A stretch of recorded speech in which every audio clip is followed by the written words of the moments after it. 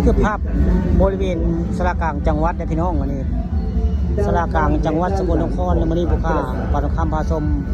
เอาภาพบรรยากาศในงานมาให้เบิ่งให้ชมเลยนี่คือบริเวณสารกลางจังหวัดนี่ก็คือปราสาทเพิ่งนะพี่น้องนี่ปราสาทเพิ่งบริเวณสารกลางจังหวัดได้งานแห่ปราสาทเพิ่งยังบ่ฮอดได้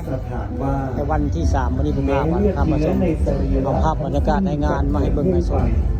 นี่ก็คือปราสาทเพิ่งเจ้าเห็นครับเห็นคือแต่ละเพิ่งแค่นี้รูปคนรูปยืนรูปยักษ์นี่เบิดได้รูปคนนี่รูปนางฟ้านางสวรรค์ด้วยไง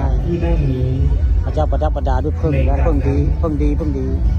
พระก็คือแต่ละเจ้าไอ้ครับก็คือบ้านคือแต่หนึ่งยักษ์ก็มียักษ์ก็ยิงเขี้ยวก็ได้ดีดาบก็มีได้สร้างก็มีนะเจ้าประดับประดาไว้สร้างก็มียักษ์สร้างวัวก็มีนะเจ้าประดับประดาพี่น้องประดับประดายังบัวเลี้ยวนะยักษ์ก็มีเขี้ยวด้วยสับลากมา2เขี้ยว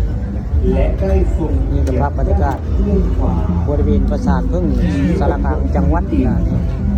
ผู้ข่ามาทำความประสบภาพบรรยากาศในงานมาให้เบิ่งให้ชมได้นี่ภาพบรรยากาศในงานของแห่ปราสาทพึ่งจังหวัดสกลนครในคราววันขับวันพึ่งลูกเท่าจะจ่อยไม่ลงยานแต่ผมคือแต่ผมเจ้าคือได้เจ้าประดับประดาเขาจะดึงเจริญสมาธิภาวนาไม่ก็งามจะได้ออกมาจนได้ตรัสรู้ไม่ก็คือถ้าดอกไม้ก็สัมมาสัมโพธิญาณจะได้เนี่ยภาพบรรยากาศในงานอันนี้คือสิบเก้าแค่นว่านึงเนี่ยได้ใช้ขั้นสีมือกองกระบี่นะเจ้ากองกระบี่อันนี้ทำท่าพ้อนลำนะนี่ท่าพ้อนลำนะ